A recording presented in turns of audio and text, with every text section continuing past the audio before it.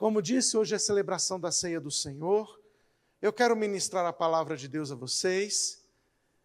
Estamos falando, na verdade, sobre a defesa da nossa fé, falando sobre a Bíblia, a composição das Escrituras. E eu queria falar hoje um pouco sobre o Novo Testamento. Eu queria falar também sobre a palavra de Deus de uma forma geral nessa noite. Hoje a gente encerra esse ciclo que fala sobre a palavra de Deus. Nós vamos falar sobre a defesa da nossa fé em Jesus Cristo. Quem é Jesus? Isso a partir do próximo domingo. Mas hoje eu queria pedir para botar já o slide. E eu gostaria de convidá-los a abrirem suas Bíblias em Efésios, capítulo 2, versículo 20. Vamos ler o que está escrito na palavra de Deus? Aliás, como é celebração até de ceia, a gente vai ler a partir do 19, porque tem tudo a ver com aquilo que vamos celebrar nesta noite, né? Olha o que diz a partir do verso 19 de Efésios, capítulo 2. Assim vocês não são mais estrangeiros e peregrinos, mas concidadãos dos santos e membros da família de Deus, edificados sobre o fundamento dos apóstolos e profetas, sendo Ele mesmo, Jesus Cristo, a pedra angular. Nele, todo o edifício bem ajustado cresce para ser um santuário dedicado ao Senhor. Nele também, vocês estão sendo edificados junto com os outros para serem morada de Deus no Espírito. Olha o que diz a palavra de Deus. Nós agora somos concidadãos dos santos, membros da família de Deus, e fomos edificados sobre o fundamento dos apóstolos e dos profetas. Dentro daquilo que nós estávamos falando a respeito da defesa da nossa fé no Antigo Testamento, porque cremos no Antigo Testamento como ele é, porque cremos nos livros como eles estão, nós vimos que a razão pelo qual o Antigo Testamento, que está nas nossas mãos hoje, ele está com essa composição de livros, foi devido à preservação do povo de Israel. O povo de Israel trabalhou na preservação dos escritos, e eles foram os livros que estavam em circulação na época, no período babilônico. O povo estava com esses livros em alta, estudando nas suas casas. E era a base fundamental os profetas. Eram os livros usados pelos profetas, Gênesis, Êxodo, Levítico, Número, Deuteronômio. Esses livros principais estavam sendo usados pelos profetas e era a base para a profecia no Antigo Testamento. Portanto, todos os livros da Bíblia Sagrada, todos os livros do Antigo Testamento, eles foram usados pelos profetas e foram ensinados pelos profetas, e os profetas, inclusive, falaram lá. Então, por isso, nós temos os profetas também no Antigo Testamento lá, e o povo de Israel usava todos esses escritos para ensinar a palavra de Deus. Por isso, o apóstolo Paulo vai dizer que nós, que fazemos parte da família de Deus, estamos fundamentados nos profetas. Ou seja, ele está fazendo uma referência àquilo que os profetas falaram e àquilo que eles estavam se fundamentando, que era o Antigo Testamento completo. E nós tivemos o povo de Israel usando o Antigo Testamento e o próprio Jesus usando o Antigo Testamento, porque na época de Jesus, o Antigo Testamento já estava completo, já era usado completamente.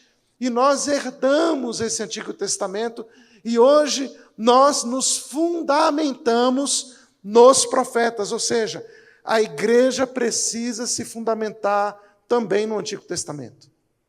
O problema é que algumas igrejas decidiram se fundamentar só no Novo Testamento e achar que o Antigo Testamento não é mais para a gente. O Antigo Testamento é só algumas coisas. Mas não, o Antigo Testamento é fundamento, assim como os apóstolos. E quando a gente vai ver a composição do Novo Testamento, então, por exemplo, algumas pessoas já me fizeram a pergunta, pastor, por que o Apocalipse de Pedro não está nas Escrituras? Por que o Evangelho de Judas não está nas Escrituras? Por que nós temos apenas estes livros no Novo Testamento? Bem, eu quero que você entenda que o principal para que nós tenhamos esses 27 livros do Novo Testamento são os apóstolos. A apostolicidade do Novo Testamento. Ou seja, ou era escrito pelos apóstolos, ou endossado pelos apóstolos. Porque a palavra de Deus ela é fundamentada nos profetas e nos apóstolos. Então, os apóstolos é que estavam credenciando o Novo Testamento. E a gente vai falar um pouquinho sobre isso. Eu quero que você entenda por que a sua Bíblia é do jeito que é. Porque amanhã você vai ver um achado arqueológico falando, olha, houve um escrito de Paulo que não está na Bíblia. E aí você fala, e aí, agora? A gente é palavra de Deus ou não é palavra de Deus? Bem, para que a palavra de Deus seja entendida pela gente, entenda uma coisa, a palavra de Deus é um livro sobrenatural. A gente viu que não teve ninguém que chegasse e falasse assim, eu tenho autoridade para escolher esses livros. Os livros eles foram evidenciados na história pelo próprio povo de Israel, que era um livro que era mais usado pelo povo de Israel, os livros mais usados, mais lidos, mais pregados. Então, os outros livros que não eram essenciais para a construção e edificação da fé, eles foram sendo esquecidos, largados de mão ao longo da história. Então a gente vai ver que essa compilação ela foi natural, não teve ninguém que assumisse a autoria disso, porque ela foi um processo histórico natural. Portanto, não há uma autoria da Bíblia, para que ninguém fosse dono da Bíblia. A Bíblia aliás, ninguém é dono dela. Algumas pessoas mal informadas acham que foi Roma que escolheu o Novo Testamento. Não foi. Não foi. Porque se Roma tivesse escolhido o Novo Testamento, certamente eles colocariam escritores romanos lá. E nós temos escritores judeus lá. Na sua grande maioria. Então entendam uma coisa. Eles nem teriam colocado o Apocalipse de João, que foi uma denúncia ao Império Romano. Mas por que Apocalipse de João veio parar? Porque havia uma movimentação de Deus naquela época, e essas cartas eram lidas e estudadas nas sinagogas, e isso acabou sendo endossado até pelos apóstolos. E por isso, até a igreja católica e a igreja cristã evangélica, protestante, dita protestante, eles concordam de que esses livros já estavam em evidência e, por isso, os 27 livros do Novo Testamento são o mesmo. Então, a nossa Bíblia do Novo Testamento ela é idêntica à Bíblia católica, por exemplo. O cristianismo percebe que essa movimentação é muito clara e evidente. E isso não apenas por autores cristãos. Quero que vocês entendam isso. Tá? Vamos lá. Vamos para o primeiro slide lá. Então, o que fundamenta o Novo Testamento? A apostolicidade. O fundamento da igreja. Nós acabamos de ler o versículo de Efésios 2:20, que diz que nós fomos edificados sobre o fundamento dos apóstolos e dos profetas, sendo ele, Jesus Cristo, a pedra angular. Isso aqui que nós estamos falando, olha a revelação do apóstolo Paulo. Quem é a pedra angular? Irmãos, vocês estão com tanta força que quase esse prédio vem abaixo. Então, vou pedir para vocês falarem um pouquinho mais baixo. Quem é o fundamento? Quem é a pedra angular? Jesus. Jesus Cristo é a pedra angular, ou seja, o que ele está dizendo? Paulo está falando que tanto no Antigo quanto no Novo Testamento, tanto no fundamento dos apóstolos quanto no fundamento dos profetas, Cristo é o objeto principal. Ele é o objeto da fé. Ele é o alvo. Ele é a centralidade das Escrituras. É por isso que nós comumente falamos aqui, olha, Gênesis tem que falar de Cristo. Se Cristo não aparecer em Gênesis, você não entendeu Gênesis. Se Cristo não apareceu em Êxodo, você não entendeu Êxodo, porque ele é o fundamento dos profetas e dos apóstolos. Então, quando os apóstolos foram ler as Escrituras no Antigo Testamento e no Novo Testamento, Cristo estava em evidência. Cristo era o objetivo. E os apóstolos levavam isso em consideração. Jesus está aparecendo aqui? Se Jesus está aparecendo, é palavra de Deus, é revelação de Deus. Cristo é revelado, o Messias aparece, Cristo, então, esse texto é palavra de Deus porque Cristo aparece. E aí, nós temos, então, isso como o fundamento da igreja. Então, saiba de uma coisa, o seu Antigo Testamento, ele não briga com o Novo Testamento. O seu Antigo Testamento, ele não é contrário ao Novo Testamento. O seu Antigo Testamento não fala de uma outra coisa e no Novo Testamento de outra coisa. O seu Antigo Testamento e o seu Novo Testamento têm um assunto só: Jesus Cristo, a pedra angular. Vocês sabem o que é uma pedra angular? Quem já viu uma pedra angular aqui? Ninguém viu uma pedra angular? Antigamente haviam aqueles portais de entrada de cidade. E eu não sei se vocês já observaram, mas aqueles portais, eles tinham pedras que se colocavam umas sobre as outras assim, formando o portal. E no meio havia uma pedra que dava equilíbrio e sustentação para as outras pedras, para que o portal pudesse ser fechado. Aquela pedra que dá estabilidade para um lado e para o outro, se chama pedra de ângulo, ou pedra angular. Então, a pedra angular é a pedra central que traz o equilíbrio para o portal. Então, aqueles portais extremamente resistentes, porque aquelas pedras eram sustentadas, e o que dava sustentação não era a base, era a pedra de ângulo.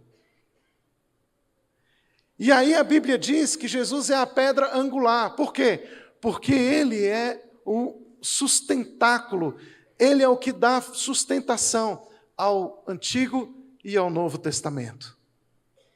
Portanto, toda a Escritura, Antigo e Novo Testamento, é palavra de Deus.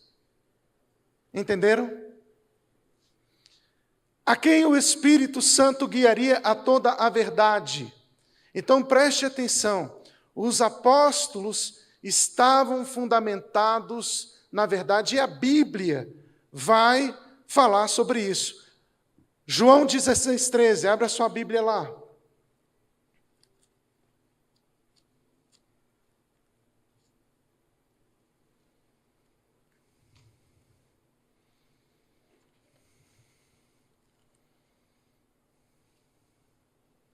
Porém, quando vier o Espírito da verdade, ele os guiará em toda a verdade. Ele não falará por si mesmo, mas dirá tudo o que ouvir e anunciará a vocês as coisas que estão para acontecer. Jesus estava dizendo que o Espírito Santo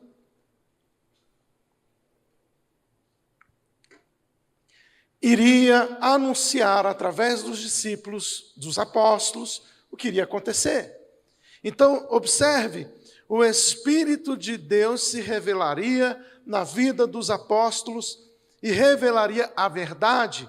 Então, os apóstolos estavam fundamentados na verdade por causa da presença do Espírito Santo na vida deles. Certo? Terceira coisa, os apóstolos também estabeleceram a doutrina da igreja. Abra sua Bíblia em Atos, capítulo 2, versículo 42. Assim como os profetas, os apóstolos foram fundamento doutrinário. Atos 2, 42. E perseveravam na doutrina dos apóstolos, e na comunhão, e no partir do pão, e nas orações. Então observem que os apóstolos estavam responsáveis pelo ensino, pelo conhecimento bíblico da igreja. Eram eles que estavam gerados pelo Espírito Santo para conduzir a igreja no caminho da verdade. Por isso, irmãos, o endosso dos apóstolos era fundamental para a credibilidade do Novo Testamento. Próximo slide. Então, razões pelo qual precisava se definir os livros do Novo Testamento. Mas não poderia a gente apenas usar as cartas como eram antigamente? Por que a gente precisava ou precisa de um Novo Testamento compacto? Bem, primeira coisa, havia um homem chamado Marcião. Esse homem era um papa herege e ele estava querendo levantar a sua própria Bíblia, o seu próprio cânon. E esse homem estava querendo estava já introduzindo as suas heresias na igreja. E isso estava contaminando a igreja. Então a igreja, para se defender, precisava de ter o seu cânon. Ela precisava falar, não, os livros que nós estamos estudando há tempos, é esse aqui. São esses aqui. E a gente não vai misturar a doutrina. Então era uma forma de separar a heresia daquilo que era fundamento. Ok? Então, ele desenvolveu o seu próprio cânon e começou a divulgá-lo. Um outro motivo foi que muitas igrejas orientais estavam empregando nos cultos livros que eram claramente espúrios. Eles estavam introduzindo muitas coisas que não eram palavra de Deus. Por isso, eles precisavam pegar a Bíblia, tanto o Antigo quanto o Novo Testamento, e eles precisavam falar, não, isto aqui é o que nós ensinamos, e isto aqui é a nossa verdade, o nosso fundamento. Por isso, até hoje, quando nós falamos das Escrituras, nós falamos, olha, esta aqui é a palavra de Deus. Os outros pode até conter, mas esta aqui é a palavra de Deus. Porque nós estamos dizendo o que os amados irmãos falaram lá no primeiro, no segundo século. Nós não aceitamos que a heresia entre na igreja, porque nós temos um fundamento, tanto dos profetas quanto dos apóstolos, que é a palavra de Deus. Então, irmãos, isso é tão importante. Por quê? Porque existem, até hoje, heresias entrando. E você pode observar que as heresias entram onde há ausência das Escrituras. Onde a palavra de Deus não é lida, não é entendida, não é compreendida, não é praticada. Por isso, irmãos, é tão importante que a gente leia, conheça e pratique a palavra de Deus. Quando isso acontece, nós começamos a viver na dimensão do que Deus quer para nós, como cidadãos do reino de Deus. É tão difícil, sim, é difícil, porque nós somos seres carnais e o tempo inteiro nós estamos atrás de novidades. Nós, às vezes, queremos as manifestações de poder. Manifestação de poder, Satanás pode dar e fazer. Mas a verdade ele não pode oferecer. Porque Satanás é pai da mentira e ele mente desde o princípio. Mas quando nós somos guiados na verdade, irmãos, nós não somos confundidos.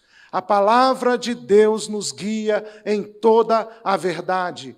E quando a gente caminha pela verdade, nós experimentamos, não são os poderes deste mundo e nem poderes de engano. Nós temos o poder de Deus através da vida da igreja.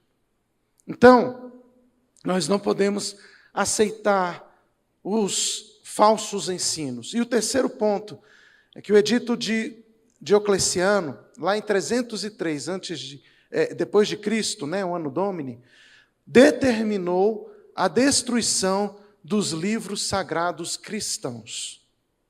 Então, o que acontece? Eles precisavam definir para perseguir. E esses livros foram perseguidos. As autoridades romanas e depois as outras autoridades ao longo da história tentaram acabar com a Bíblia. Até hoje, a Bíblia tem sido perseguida, queimada, tem se feito uma manobra sobrenatural para destruir a Bíblia. Hoje, no Brasil, qual é a forma que nós temos de perseguição das Escrituras? Tentando descredibilizá-la. Ah, não, mas não é bem assim. Não, mas a Bíblia. Não, mas é porque. Não, a literalidade. Não. E aí gente, a pior forma de destruição da Bíblia é a ignorância. Quando a gente não conhece as Escrituras Sagradas, tudo para a gente pode ser Escritura Sagrada. Se você não conhecer esse livro, tudo que disserem você vai falar, deve ser palavra de Deus. Porque você não conhece. E essa é a pior forma de destruição das Escrituras. Não é quando você põe ela para ser queimada, é quando você não coloca ela aqui dentro. Quando ela não entra, quando ela não é praticada, quando ela não é conhecida. E nós estamos vivendo uma geração que está destruindo a Bíblia dentro de si mesmo. Mas mesmo com esta geração, a palavra de Deus não consegue ser destruída pelo homem. Ela ainda continua sendo a palavra de Deus ao longo dos séculos. Próximo slide. Agora, é uma diferença entre apostolicidade e autoria das Escrituras. Isso significa que o Novo Testamento não necessariamente precisava ser escrito pelos apóstolos, mas precisava da chancela dos apóstolos, né? A apostolicidade foi o critério usado para autenticar os livros do Novo Testamento. Isso não significa que os livros tinham de ser de autoria apostólica, mas tinham de ter a aprovação apostólica. Então, esses livros foram aprovados pelos apóstolos. Os apóstolos reconheciam que sua autoridade vinha do Senhor. A exemplo do apóstolo Paulo, em Gálatas capítulo 1, Gálatas capítulo 2, Paulo vai fazer uma defesa do seu ministério. Por quê? Não é porque Paulo queria ser ninguém, nada disso. Ele vai dizer que considera tudo como esterco. Ele disse, olha, eu perco tudo para ganhar a Cristo. Paulo não estava preocupado em ter o título apostólico. Paulo não estava preocupado em ter renome no meio da igreja. Paulo não estava preocupado em ser senhor da igreja. Não, a preocupação apostólica, estou falando de Paulo, mas dos outros apóstolos é a mesma coisa. A preocupação deles era que a palavra de Deus fosse revelada ao povo de Deus a cada dia e que Cristo fosse ensinado, porque eles andaram com Jesus. A não ser Paulo, que não teve esse prazo de andar com Jesus, mas teve uma experiência profunda com Jesus, foi discipulado e ele saiu para pregar a palavra de Deus. Certo? Próximo slide. Então, como que foi essa lista dos 27 livros? Olha, a gente vai ter, o primeiro a fazer essa lista, o Atanásio de Alexandria, em 367 depois de Cristo, ou seja, o Novo Testamento começa a ser identificado a partir de 367. Até então, esses livros não haviam sido listados, mas eles já existiam nas comunidades cristãs, já eram ensinados na comunidade cristã. Então, Atanásio apresenta a lista mais antiga dos livros do Novo Testamento, idêntica ao livro que nós temos hoje do Novo Testamento, tá? Jerônimo e Agostinho, em seguida, definiram os 27 livros. Policarpo, no ano 115 depois de Cristo, Clemente e outros também fazem referência aos livros do Antigo Testamento e do Novo Testamento com a expressão como está nas Escrituras. Então observem que já no ano 115 depois de Cristo, já haviam estudiosos das Escrituras entendendo claramente, sem sombra de dúvida, que o Novo Testamento e o Antigo Testamento eram palavras de Deus. Tá? Próximo slide. Irineu. Em 180 depois de Cristo, foi educado na Ásia Menor, aos pés de Policarpo, que foi o discípulo de João. Irineu tornou-se bispo de Lyon na Gália, em 180 Anno Domini. Seus escritos confirmaram o reconhecimento canônico dos 4 evangelhos, Atos, Romanos, 1 e 2 Coríntios, não é Corintos não, é Coríntios.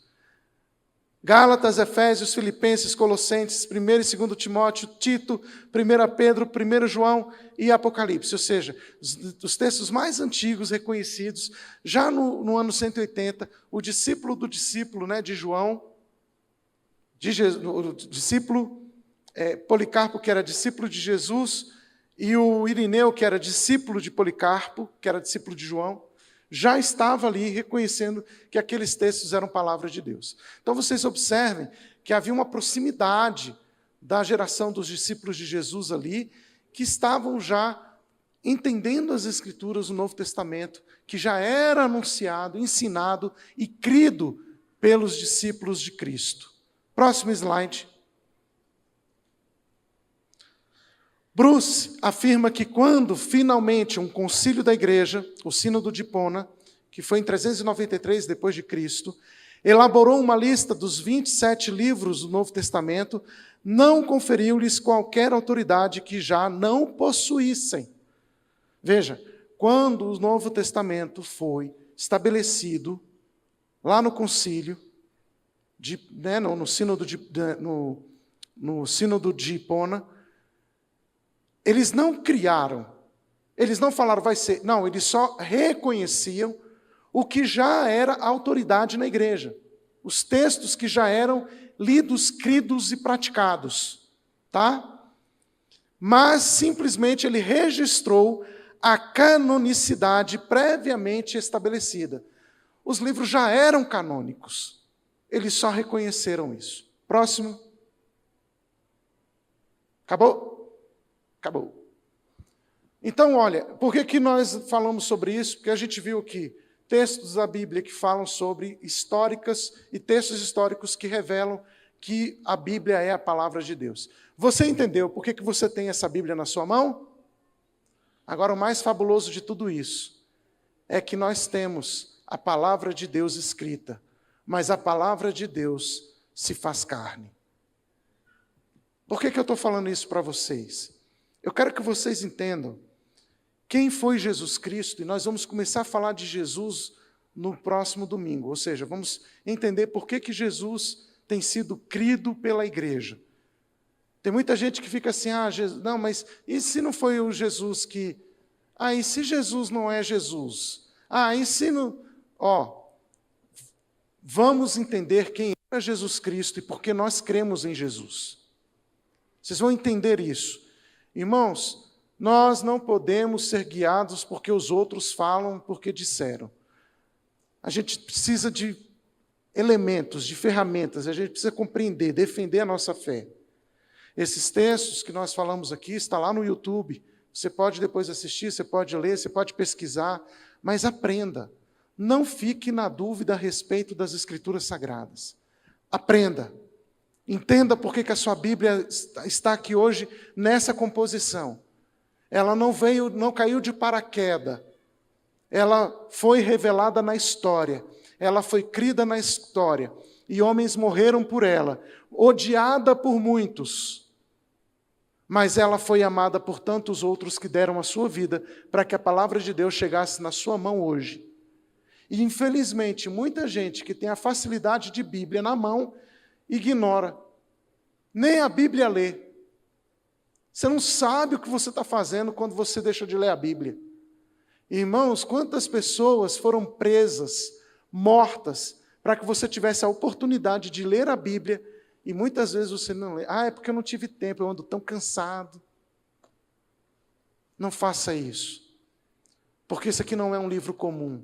Isso aqui é a palavra de Deus. E a palavra de Deus é o que muda a vida dos homens. Irmãos, a gente pode gerar mudança de tudo quanto é forma, querer mudar de tudo quanto é maneira, mas o que gera mudança é palavra de Deus, é palavra de Deus. A gente precisa aprender Bíblia. Por isso eu gostaria de ler com você o Salmo 19.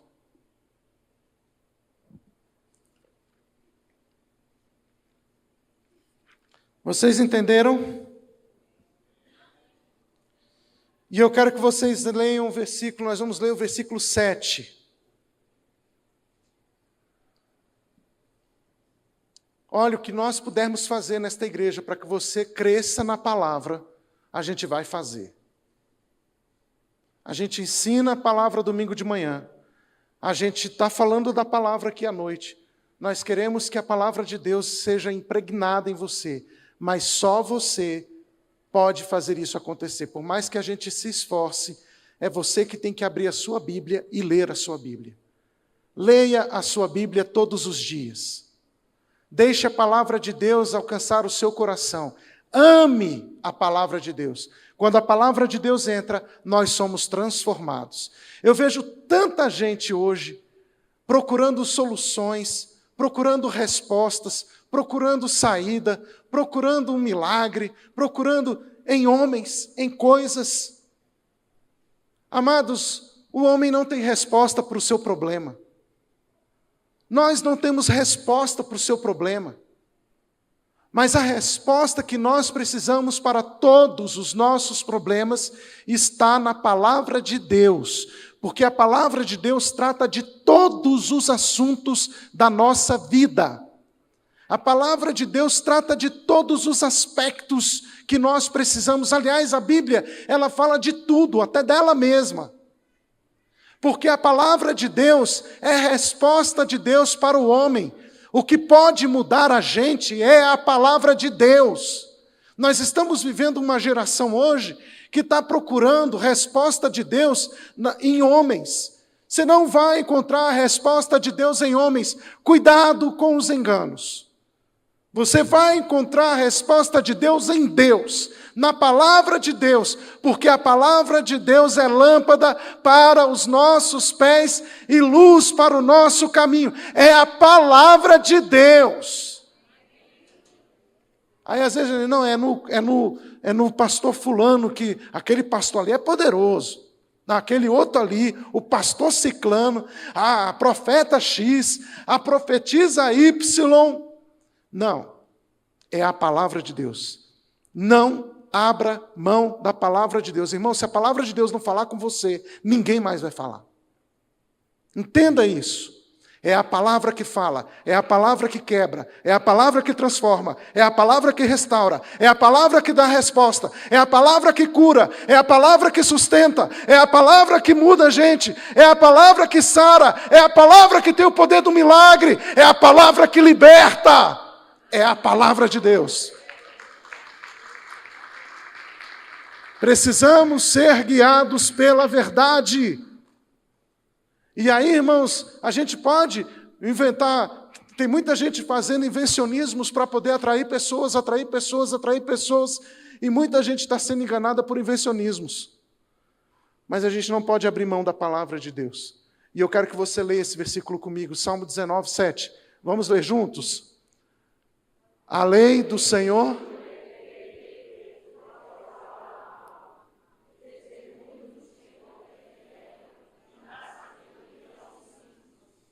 Vou fazer um desafio com vocês. A partir de hoje, não sei se vou fazer isso para o resto da vida, mas a partir de hoje, vocês vão sair daqui pelo menos sabendo um versículo de cor. Todo domingo a gente vai decorar um versículo.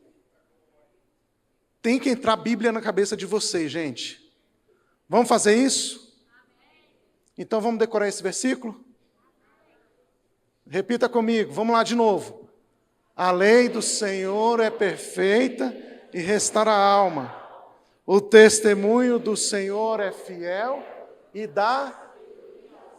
Bora para a primeira parte, só a primeira parte. A lei... Pronto, de novo.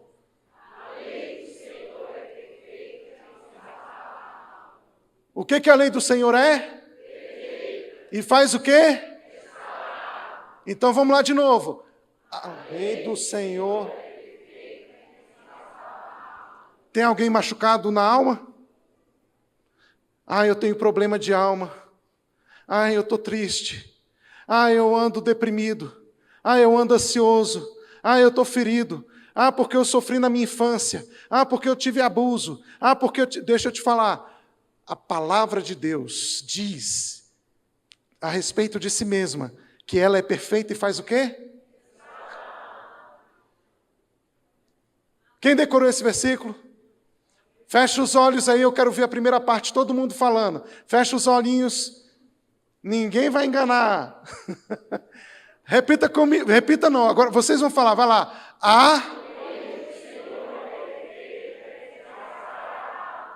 Decoraram? Eu quero ver as mulheres falando.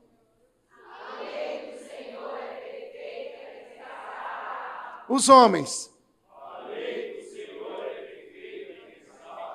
Bora para a segunda parte?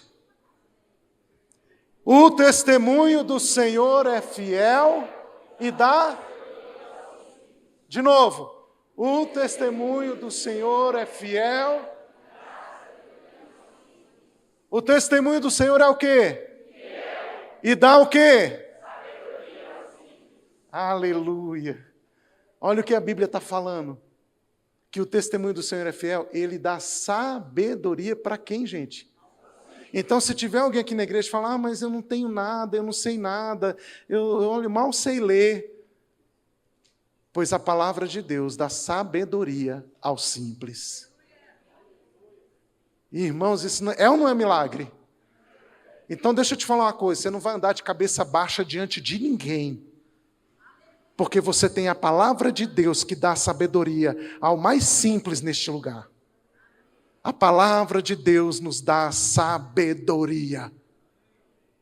Vamos lá de novo? O testemunho do Senhor e dá... Fecha os olhinhos, deixa eu ver se vocês decoraram.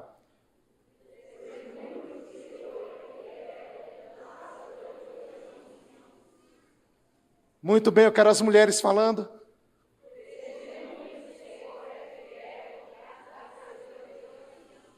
Os homens.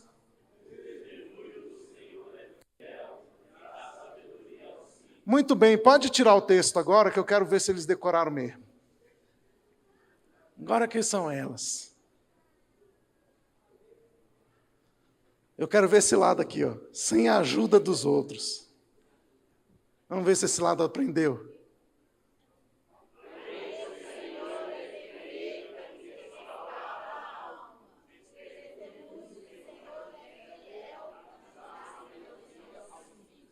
Muito bem. Eu vi algumas pessoas falando. Eu acho que saiu.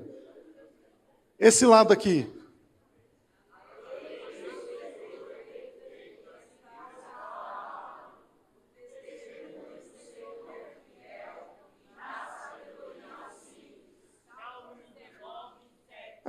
Os metidos.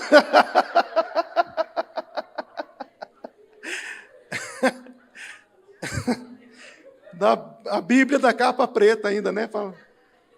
Vamos ver esse aqui? Vai lá. A lei do Senhor é perfeita, o testemunho do Senhor é fiel e dá sabedoria ao simples. Muito bem. Bora ver esse grupo aqui, hein? Ó, vocês viram que os três saíram bem, hein? Vamos ver se vocês aprenderam mesmo. Vamos lá? A lei do Senhor é perfeita, restaura a alma. O testemunho do Senhor é fiel, dá sabedoria ao simples. Aleluia. Salmo 19, 7.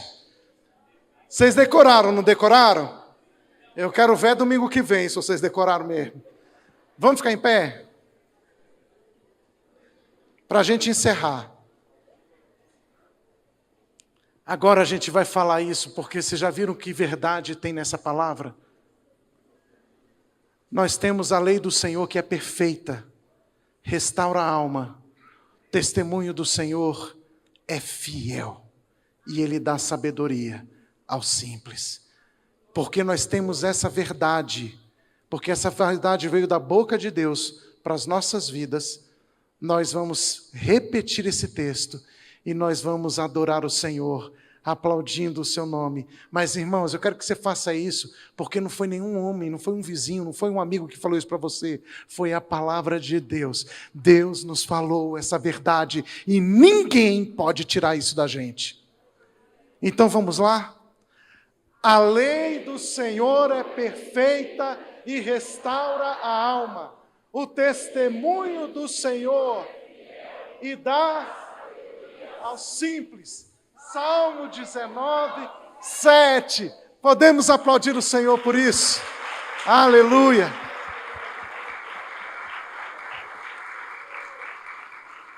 Se nós decorarmos um versículo por semana, no final de cada ano a gente vai ter 54 versículos decorados. Não é bom? A gente vai decorar, irmãos. Aqui nessa igreja vocês vão aprender a Bíblia. Não vamos abrir mão da palavra de Deus, porque ela é verdade.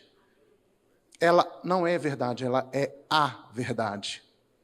Eu quero que você faça essa oração comigo. Diga: Senhor, ensina-me a amar a Tua palavra. Ensina-me a viver a Tua palavra. Obrigado, Senhor, porque o Senhor deixou a Sua palavra para nos guiar em toda a verdade. É ela a resposta para a minha vida, e é nela que eu me apego, em nome de Jesus. Amém.